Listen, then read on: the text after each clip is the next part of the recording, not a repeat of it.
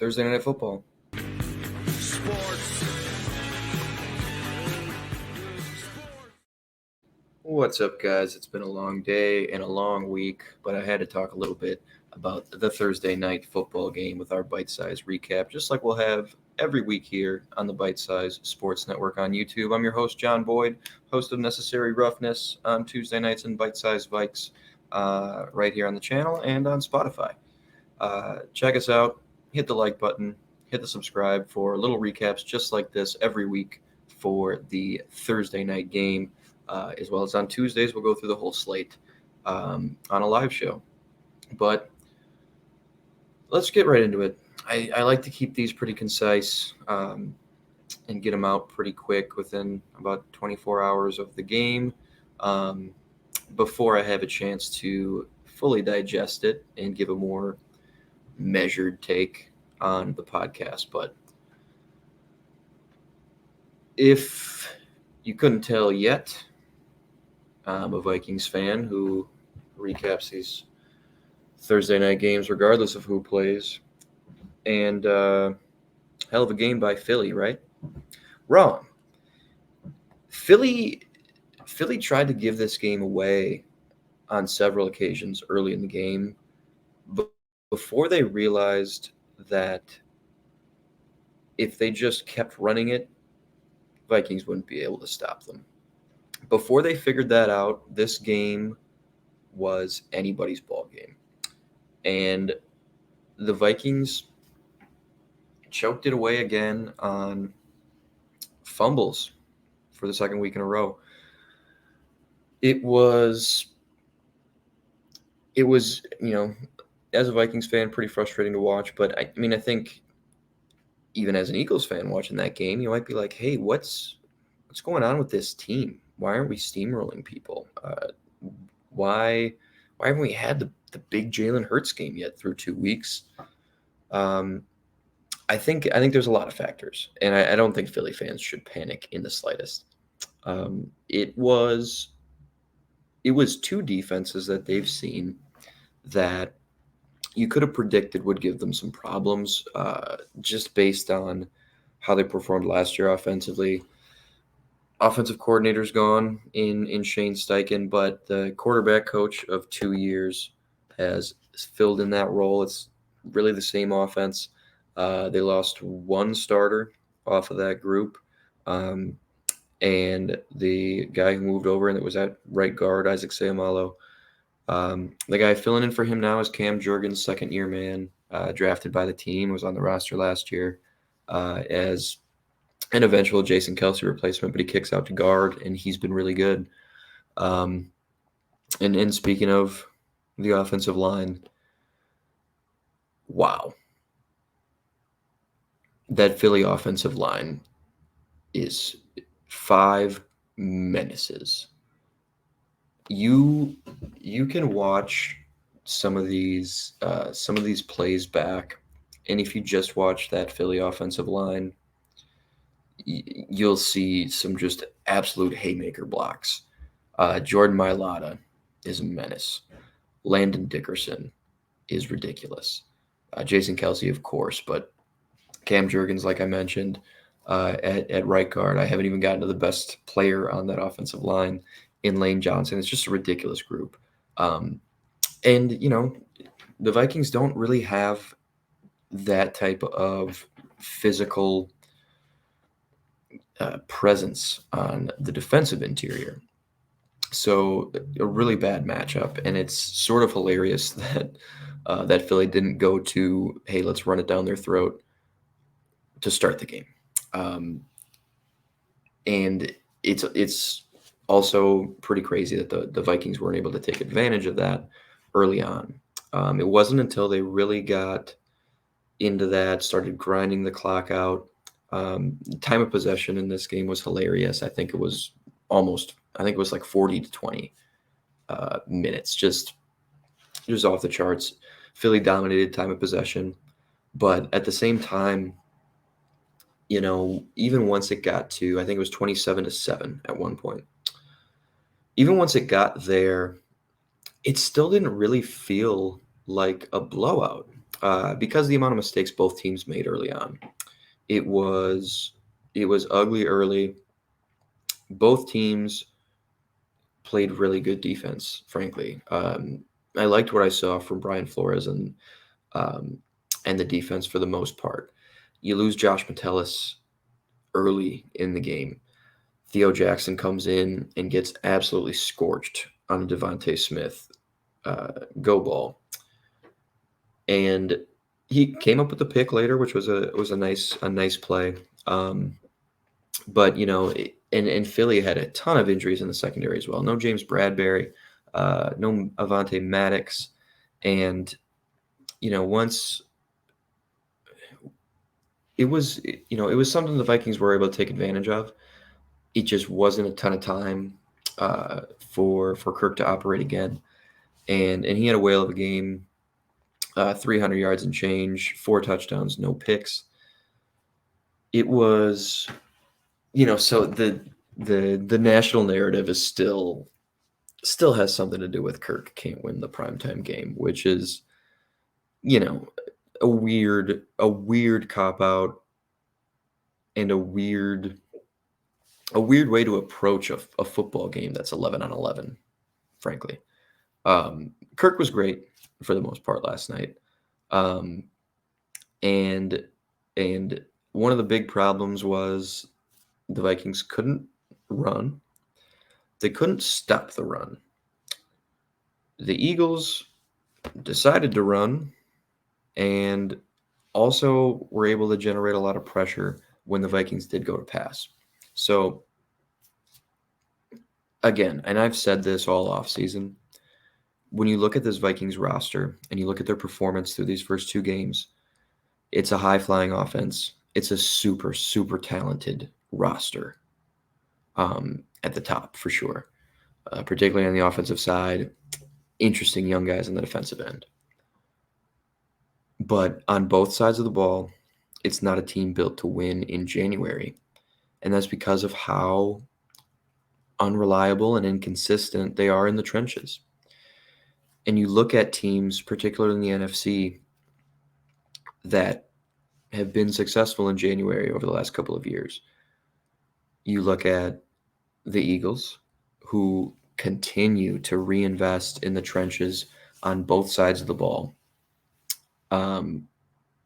I mean, look at even just this last year. They had 2 first-round picks coming off an NFC champion, Super Bowl runner-up season, and potentially their strongest unit on the defensive side coming in was the defensive line, and they select Jalen Carter and Nolan Smith, Georgia, to add to Fletcher Cox, Brandon Graham, Jordan Davis, Josh Sweat, Hassan Reddick, and they win football games. It starts up front. The Vikings have been building from the outside in, and for whatever reason, not prioritizing the trenches.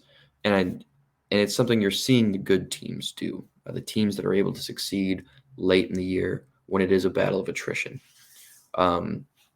So for Philly to finally figure that out and just decide to let the Hogs up front dominate the game. And DeAndre Swift looked really good.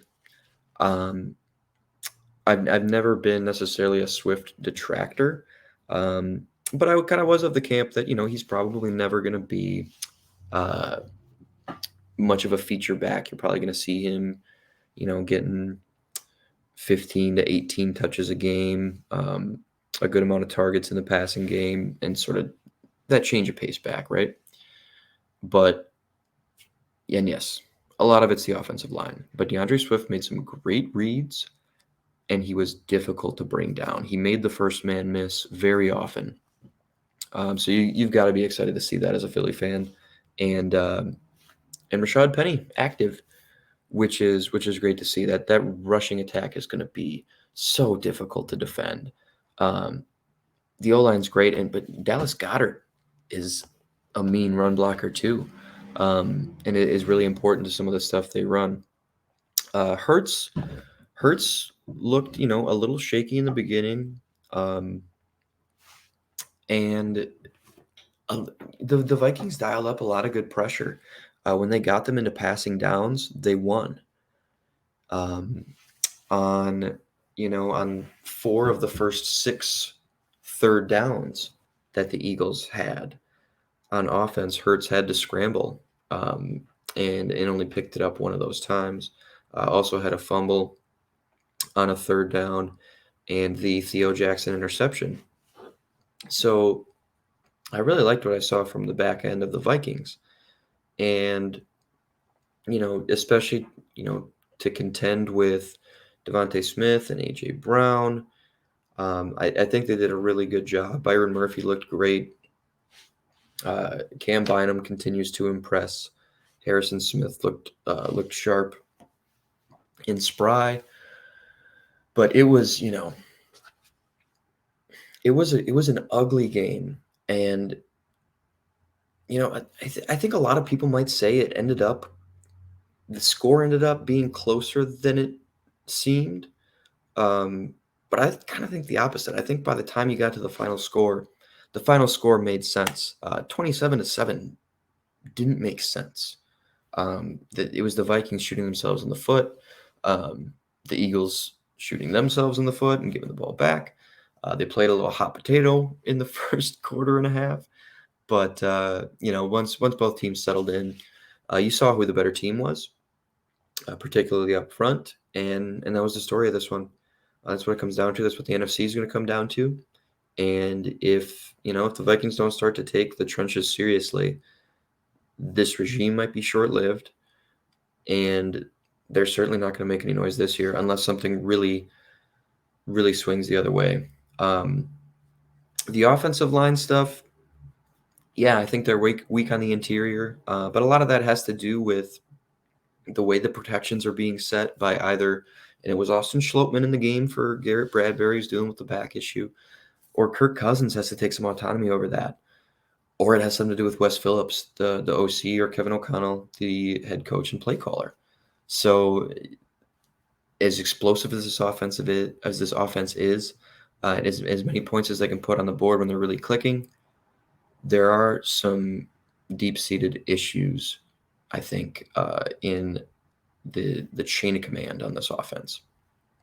For the Eagles, I think you feel really good about being 2-0, getting through a couple games that were a couple of grinds for sure, going up against the Belichick defense, getting out to that 16-0 lead, resting on your laurels a little bit, and then eating a few punches from the Patriots. They really mucked it up last week, and the Vikings did the same thing. I think. I think particularly early on, and in the back end of this game when they started to mount that comeback, I think they had the Eagles starting to sweat a little bit. Obviously not quite that caliber of team, but if you, and this is, there's no way to eliminate them. But if you set aside those just super boneheaded turnovers, just the fumble on the great Brandon Powell punt return that would have had the Vikings starting the drive in plus position on plus territory on the 35 of Philly. And then the Madison fumble, it was pretty comical because those were the opportunities the Vikings had to take control of the game, and credit to the Eagles once things evened out and they'd each kind of traded turnovers, and the Eagles settled in. They really took over the game and they stopped beating themselves. So I think it's two teams that might see each other again. I think the Vikings will figure it out and be in the mix for the NFC North crown. I still think they take it, and I still think you're looking at a playoff team, but there are some real issues here that might not get resolved this season, and you might have a similar ceiling to what you did last year. For the Eagles, I think they figure it right out too. 2 good wins, but kind of a bumpy start. I still think this is an NFC Championship level team, and they'll be there late into January. But a fun one. We'll see you here next Friday to actually not next Friday. It won't be me anyway. Maybe I'll get somebody to cover. I'm getting married next Friday.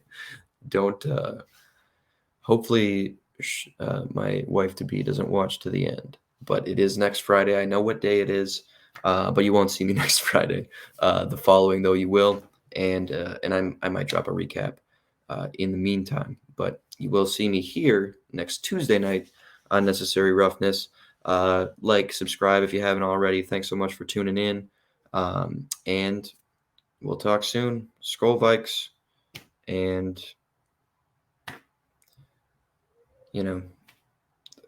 As long as they're, if we just have maybe one fumble. I could probably do one fumble. If we have one fumble in week 3, I'll be a happy man. Thanks, guys.